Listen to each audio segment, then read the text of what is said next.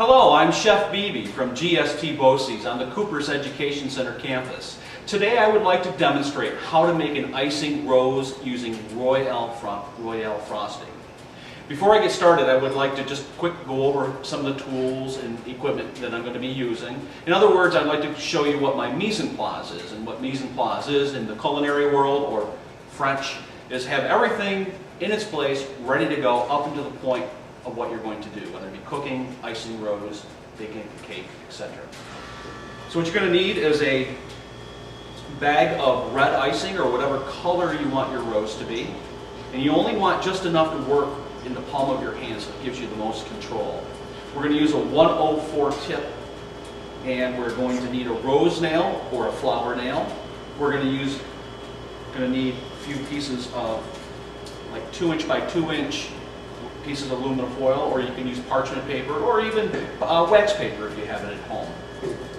Some handy tools to have around in case you need them is an offset spatula, or even a bench scraper. Okay, first thing I'm going to do is just put a little icing on my rose nail right there so that my piece of aluminum foil will stick, and we're going to use this aluminum foil for the base so that we can pick up our rose when we're done with it and just place it here on our cookie sheet tray. As you can see, we've already done a couple of these roses prior to this video. So on a 104 tip, you're going to notice that we have a wide bottom and a narrow on the other end, or on the top here. When you're making an icing rose, what you want is the wide end on the bottom. And I'm going to build this rose right in front of my chest and basically just move the rose nail. I'm going to squeeze and move the rose nail. So the first thing I want to do is make a base. I'm squeezing, and I'm going to twirl around the rose nail.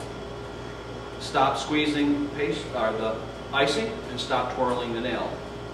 I am going to make a volcano, or a cone. I like to use the word volcano. I can picture it better in my mind.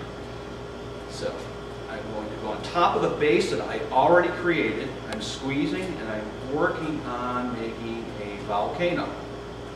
I want to go just a little higher. I like my roses high.